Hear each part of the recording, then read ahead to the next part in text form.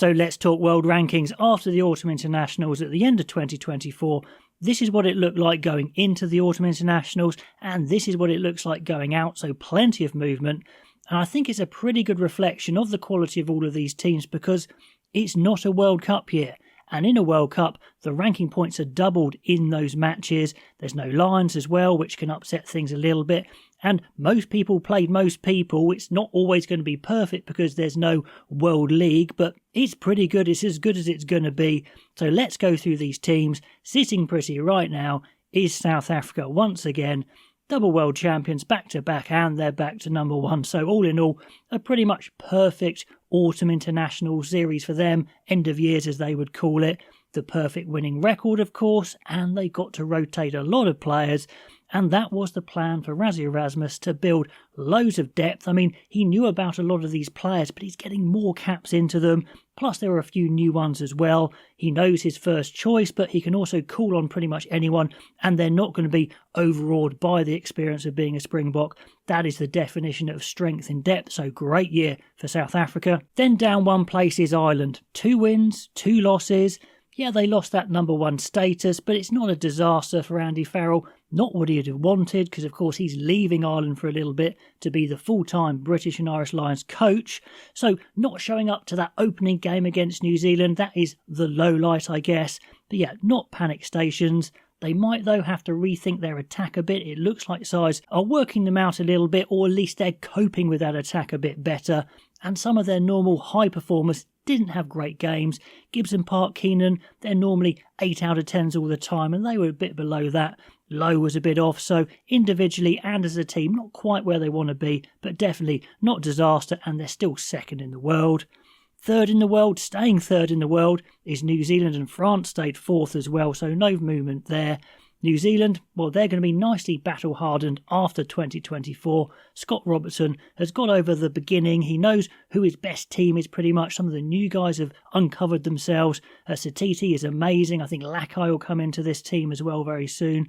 So close wins and a close loss to France shows they can definitely mix it with the best. They can beat the best, but it's still a decent end-of-year tour for them, so they'll be pretty happy. France, 3 wins from 3, so that's fantastic. No change in that world ranking. No, a bit frustrating having 3 wins from 3 and not going up, but that's just the way the algorithm works. They probably rate themselves a bit higher than 4th. A win v Ireland in the Six Nations, that might move them up a little bit. So they potentially could climb the rankings next year. They're going to New Zealand for 3 matches, although reports that some of their big stars aren't going. So we'll see what happens there, because that's a really tough tour where you'd want all your best players.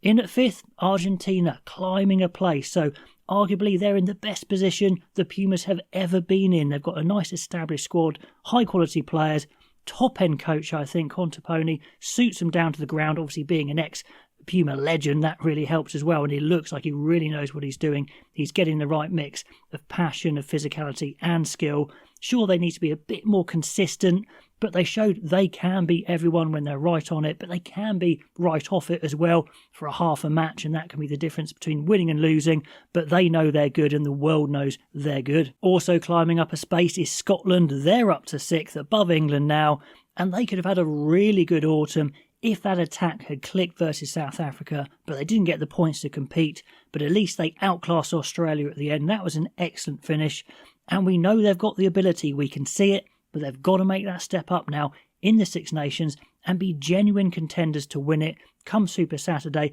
And they need to win the thing at some point because they've still never won the Six Nations. But at least they are on course to have their best representation for the British and Irish Lions this year, or next year I should say. So that would be really good for them. England now have dropped down to 7th. They've dropped 2 places. So they're one of the biggest losers from this autumn series. They're definitely competitive, that is for sure, but lacking a bit of world-class depth, and especially depth off the bench. Close losses is the theme of 2024, but losses all the same. They've got to focus on improvement in the Six Nations, and they probably need to see some new players in that summer tour when the Lions has the focus. So that's going to be interesting to see what Borthwick does there. Then we have the Wallabies climbing up a place, and Joe Schmidt has definitely stopped the rot, and they are a feared opposition once again. They're all on the same page. They started amazingly against England, then Wales, then fell off quite badly against Scotland. they've got a core squad, they know what they're doing, they attack with ambition like Australia do at their best. And probably the biggest positive is the Lions Tour. It's a massive boost to the British and Irish Lions Tour. The interest, the excitement has gone up a notch because they can see Australia could beat the Lions on their day, and probably the biggest winner is the Lions organisation as they rake in the ticket sales, the package sales. So that's a good one, but it makes 2025 so much more exciting knowing that Australia are a class outfit once again and they could even win this tour, so it's going to be really, really good. Now, Fiji have climbed up a place to 9th, although they're not quite fulfilling their talent, although it's better than it has been. They've got amazing halfbacks now, which was something they didn't have in the past. They've got plenty of power, of course, and they've got that core of a squad from a professional team, Fiji and Drua, so they should get better. The highlight being that amazing display against Wales, but they'll be very disappointed how they were swept aside so easily by Ireland. That was a poor performance, but at least they've climbed a place and they're making forward steps. It was a poor autumn for Italy, dropping 2 places. They are not making that breakthrough to the top tier yet. They seem to make a bit of a move up, then drop back down. At least they got that win against their arch rivals Georgia, but they didn't really get close to beating anyone else. Doesn't really fill you with confidence they're going to do anything in the Six Nations, although it's shaping up to be a great clash against fellow strugglers Wales. Talking of Wales, I guess the one positive is they stay at 11th, although they're a long way off 10th, about 4.5 points off 10th. I guess they had a positive 20 minutes against Fiji, and it looked like they might be on the up, but then it went downhill again, crushed by Australia, crushed by South Africa. They're at a low point, they're trying to decide which players to move forward with, and they haven't quite worked that out yet.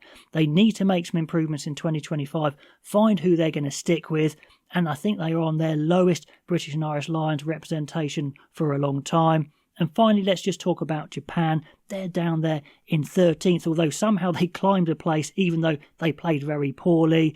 We saw very little to say Eddie Jones's men are the side that was feared after the 2019 World Cup. They haven't improved.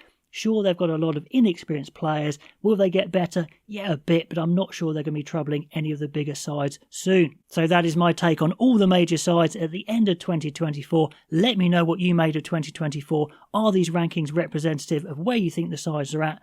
Pop all those comments down below. Do like, do subscribe. That really helps. And I'll catch you next time.